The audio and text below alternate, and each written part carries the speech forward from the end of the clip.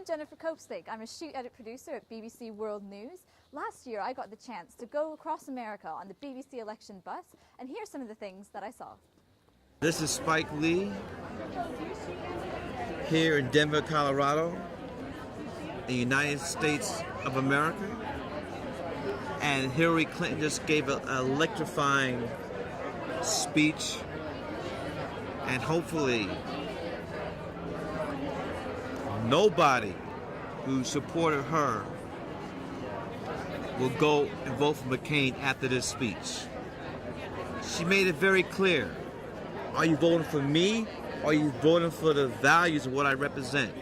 Clinton's for McCain! Sweetie! Clinton's for McCain! Sweetie! Clinton's for McCain! Sweetie! Clinton's for McCain! Sweetie! I'm a co-founder for HillaryGrassrootsCampaign.com. We've been big, die-hard Hillary supporters. We have been ridiculed. We have been told to get in line. We have been told to get over it. We've been called sweetie. We've been told we're ungracious. And I think that's a poor way of trying to reconcile with the Hillary supporters to unite the Democratic Party, which doesn't really occur like the Democratic Party anymore. And we want our party back, and until we get our party back, we're not voting for a Democratic president. What are you all wearing? You've got many different bags. Can you go through some of the stuff that you guys are wearing? Well, this is what you would consider riot gear. We're with the Denver Police Department. We're in a specialized unit. We're on a response team, and what you see here is our protective vests. We have protective shields for our ankles, and that's what we use just in case we have a situation out here. Is that some kind of stun gun or a gun? It's a 40 millimeter. It shoots it's an impact weapon. It'll shoot a projectile at somebody. And then these are just the ammunition for it. Right. And what do they look like?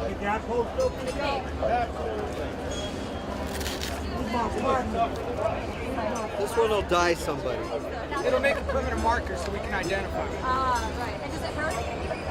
Yeah, it'll leave a big bruise. What's in the high volume stream Magnum? This one? Yeah. Tear gas grenades. Tear gas.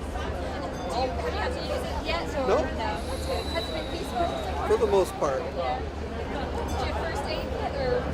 I have a first aid kit. Yeah. And what's that bag? Our gas mask. Yeah. These are more grenades and then pepper spray. And you guys are all smoking cigars. Where do you get your cigars from? Around the corner. Yeah. Helps pass the time. Yeah. What is up, UK? My name is Kid Beyond from San Francisco, California.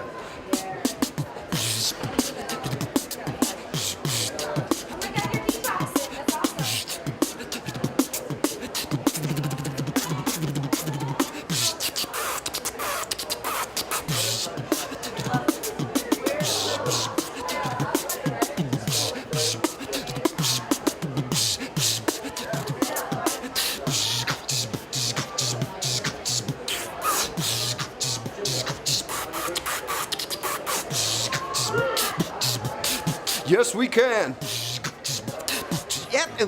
Yes, we can. Peace to the UK. Kid Beyond, San Francisco, California. Much love, and Barack Obama for president, y'all. We want it just as much as you do. Democratic! Shake it out, come on. Shoulders. Oh, like you're a boxer. Oh, yeah. No, you're not permission.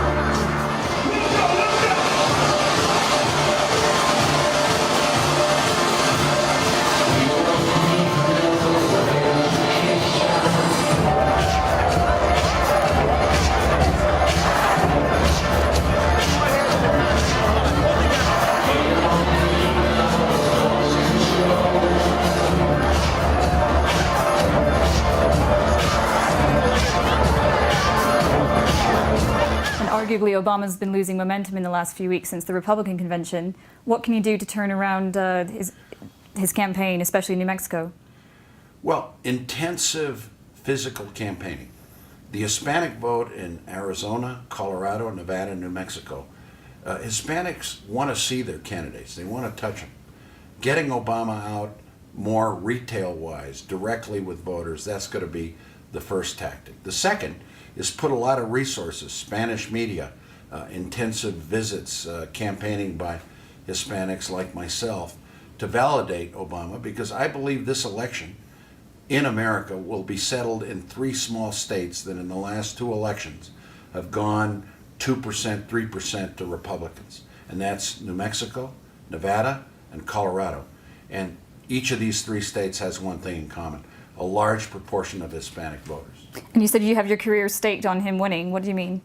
Well, if he doesn't win, I'm going to be the laughing stock of America because I've predicted this win, and because I believe that the presidency will hinge on states like New Mexico. The last time I was actually at this campus, I had a chance to speak with Senator Obama, and I asked him about Save the Whales and what he was willing to do about it, and he did tell me that he was raised in Hawaii, so he went to dolphins and whales and I are like this. So that was a big plus when I did meet him on weighing in on who I was going to vote for. The BBC bus has just arrived here. We're in Memphis, Tennessee. We're going to go check out some blues music and talk to people here about the economy. I could sense the fear as far back as last fall in Wall Street. I've seen crises in the past. I've seen sell-offs, Black Monday and the like, but I've never seen a concerted period of panic such as there has been in the markets in the recent few months. This is Times Square. I used to work in that building just up there. There's a fantastic view, I can assure you, from the penthouse suites right on the top of the building where the senior management work. And it's a very different place today than the company that I work for. There's many thousands of people who work for Morgan Stanley who've lost their job over the last 6 to 8 months, and I was one of those people. My time in financial services did end somewhat abruptly back in January. There were quite a few waves of redundancies. There was a need at Morgan Stanley to shed some people. My name was unfortunately on the list. Once I got over the initial shock of losing my job, I started to look around at what other opportunities were there. I started to talk to a couple of other financial services companies, but it was pretty apparent that there were not a lot of vacancies on the street, and the situation was getting worse and worse by the day. So I sort of sat back and started to think a little bit about really what did I want to do? What had I done with my life to that point in time? I'd had a career that I'd enjoyed. It had taken me around the world. It had given me a reasonable amount of financial security. But I couldn't explain to my kids what I did. Math is something that I've used for my entire career, something I have a passion about. It's something that's been extremely important to me in my career. It's probably quite unusual finding a white Englishman here in the middle of Harlem, teaching in the school. Thank you very much. Some of the kids here are very tough. This is Harlem. A lot of these kids are coming from the Bronx. There's a lot of poverty amongst the kids who come to this school. A lot of them have some very, very hard stories to tell. It really is a very different environment to the one I'm used to working in. It's very different from the rarefied environment of Wall Street. But these kids, they treated me with a great deal of respect so far, and I'm very happy about that.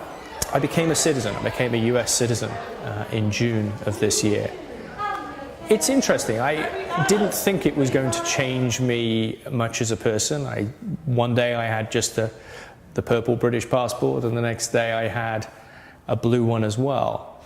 But there's a certain sense of what does it mean to be an American citizen. I've come to this country. I'm starting to build my life here in this country.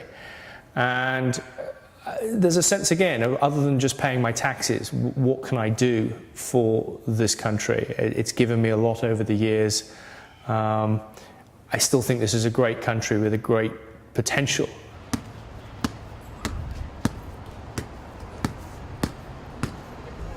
It's been interesting over the last few weeks as the situation's got far worse in the financial services community, how many people have dropped me an email or picked up the phone and said they're really jealous of the decision that I've made. It wasn't kind of the reaction that I had from them 4 or 5 months ago, but now it's very positive, and I think I wouldn't be surprised if we see a few other people from Wall Street. Whether the big, highly paid masters of the universe investment bankers come down here and start teaching in a Harlem school? I don't know. But this is very rewarding for me on a personal level. And I'd like to think that I am making a difference. I'd like to think that my contribution here is as valuable, if not way more valuable, to the community as a whole than a lot of the work that I did in Wall Street.